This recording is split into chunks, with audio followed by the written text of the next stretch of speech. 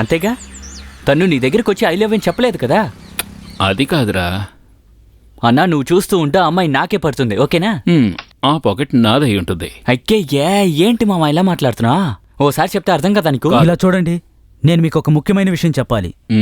ఈ ఇంటి అద్దెచ్చి 3-4 నెలలైంది. ఈ నెల కూడా ఇవ్వలేదంటే తన్ని తరిమేస్తారు. బాబాయ్ నాలా కాదు, ఆయన ఊరినే అమ్మే రకం.